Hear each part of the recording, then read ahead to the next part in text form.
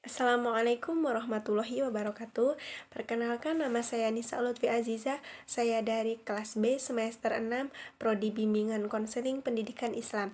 Di sini saya akan menjelaskan tentang ruang lingkup psikologi tasawuf. Di sini saya akan menjelaskan tentang psikologi tasawuf. Yang pertama, tentang pengertian psikologi tasawuf. Psikologi berasal dari dua bahasa, yaitu psiko dan logos. Psiko yang berarti jiwa, dan sedangkan logos berarti ilmu. Jadi, psikologi adalah sebuah ilmu yang mempelajari tentang kejiwaan.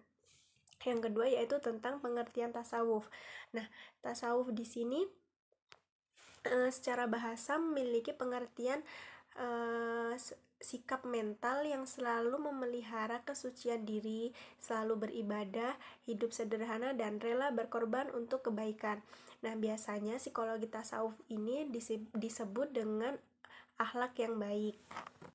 Dari penjelasan tersebut dapat kita simpulkan bahwa psikologi tasawuf adalah sebuah kajian hal ihwal kehidupan jiwa dan kejiwaan, sikap dan tingkah laku para sufi, serta pengembangan hubungan komunikasi dan interaksinya dengan Tuhan dan lingkungan.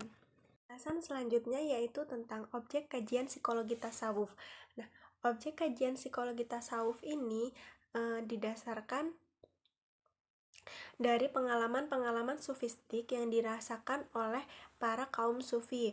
Nah, pengalaman ini yaitu pengalaman batin yang dilalui atau dirasakan oleh seorang sufi dalam mencari ketenangan dan kecerdasan batin, serta penyingkapan takbir kedekatan qorib antara hamba dengan Allah Subhanahu wa Ta'ala. Pengalaman itu juga memberikan kondisi jiwa yang tertentu, seperti ketenangan jiwa dan kebahagiaan serta kesejahteraan dalam hidupnya. Penjelasan yang selanjutnya yaitu tentang pengalaman sufistik ruh atau kejiwaan. Nah, pengalaman sufistik ruh atau kejiwaan ini biasanya dalam ilmu tasawuf disebut dengan istilah hal.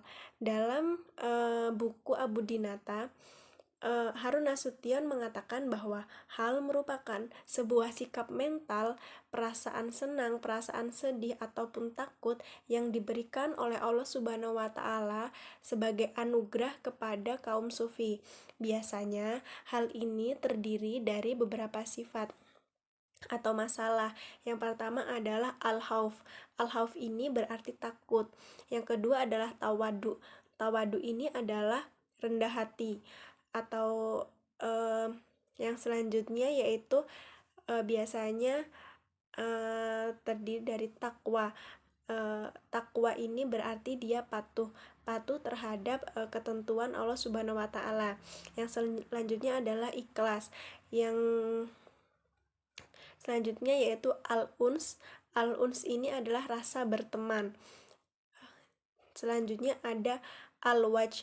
Al-wajh ini berarti gembira hatinya. Yang terakhir adalah al-syukur yang berarti berterima kasih. Penjelasan selanjutnya yaitu tentang ruang lingkup psikologi tasawuf. Nah, terdapat beberapa jenis ruang lingkup psikologi tasawuf. Yang pertama yaitu tentang metafisika.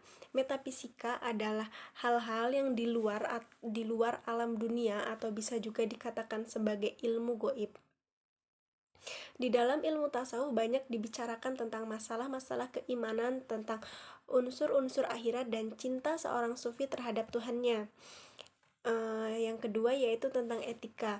Etika dalam ilmu tasawuf ini yaitu tentang ilmu yang menyelidiki tentang kebaikan atau keburukan dengan melihat pada amaliyah manusia. Nah, selanjutnya yaitu tentang penjelasan selanjutnya yaitu tentang ruang lingkup psikologi tasawuf. Nah, terdapat beberapa ruang lingkup psikologi tasawuf. Yang pertama adalah metafisika. Metafisika yaitu hal-hal yang ada di luar alam dunia atau bisa juga dikatakan sebagai ilmu goib. Di dalam ilmu tasawuf banyak dibicarakan tentang masalah-masalah keimanan, tentang unsur-unsur akhirat dan cinta seorang sufi kepada Tuhannya. Yang kedua tentang etika. Nah, etika ini adalah ilmu yang menyelidiki tentang baik atau buruknya manusia.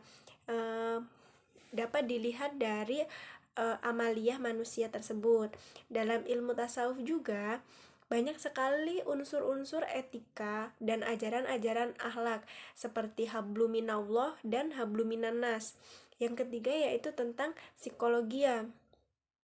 Psikologia adalah masalah yang berhubungan dengan jiwa.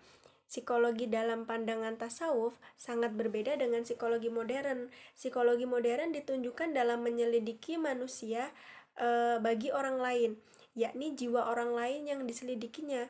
Sedangkan psikologi tasawuf ini dia memfokuskan pada penyelidikan terhadap diri sendiri, yaitu diarahkan terhadap penyadaran diri sendiri dan menyadari kelemahan-kelemahan dirinya sendiri untuk kemudian diperbaiki dan menuju kesempurnaan kepada nilai-nilai agama. Yang selanjutnya yaitu tentang estetika. Estetika itu ilmu keindahan yang menimbulkan seni. Nah, daripada ini ilmu estetika atau seni dalam diri haruslah ada dalam diri kita. Sedangkan puncak keindahan itu adalah sebuah cinta. Nah, menurut analisa seorang Profesor Dr. H.M. Ataullah Ahmad M.A. bahwa objek pembicaraan ilmu tasawuf itu meliputi tentang akal dan ma'rifat. Nah, kemudian dia membahas mengenai hati dan riyadoh. Hati dan riyadoh ini adalah latihan dalam spiritual. Adapun status ilmu tasawuf yaitu sebagai tuntunan yang merujuk atau sesuai dengan petunjuk dan membuang apa yang tidak sesuai dengan tuntunan yang berlaku pada kemudian hari. Nah, dapat disimpulkan bahwa ilmu psikologi tasawuf ini dia adalah sebuah ilmu yang menuntun para manusia untuk memperbaiki diri, membuang sifat buruk manusia untuk kembali ke jalan ilahi, yaitu jalan yang sudah ditentukan oleh Allah Subhanahu wa Ta'ala yang tertera dalam Al-Quran dan hadis. Penjelasan selanjutnya yaitu tentang dimensi psikologi tasawuf. Nah, dimensi psikologi tasawuf ini terbagi menjadi 3 bagian. Yang pertama adalah dimensi penalaran. Dimensi penalaran ini menerangkan berbagai gejala perilaku manusia, corak relasi, dan kehidupan manusia. Dalam nalar manusia yang paham tentang ajaran tasawuf, maka secara psikologisnya dia akan baik, karena dia akan selalu berbuat kebaikan dan takut akan berbuat keburukan. Yang kedua yaitu tentang dimensi pengendalian diri. Dimensi pengendalian diri ini adalah dimensi yang meningkatkan kesejahteraan mental dan kehidupan manusia, serta mencegah praktik yang dapat menimbulkan efek negatif terhadap dirinya sendiri. Biasanya, seorang sufi juga secara otomatis akan mampu mengendalikan dirinya agar selalu hidup pada jalan yang sudah ditentukan oleh Allah Subhanahu wa Ta'ala.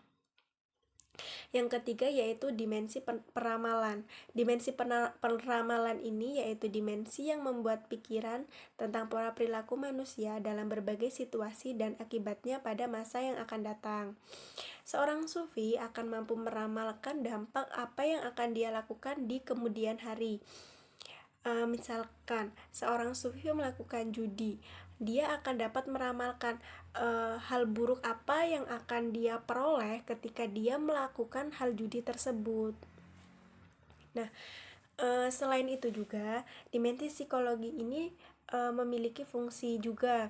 Yang pertama yaitu mengembangkan kesehatan mental manusia dan menata perilaku berguna yang dikenal dengan istilah keimanan dan ketakwaan kepada Allah Subhanahu wa Ta'ala. Kesehatan mental dan kualitas keberagaman merupakan dua hal yang saling mempengaruhi.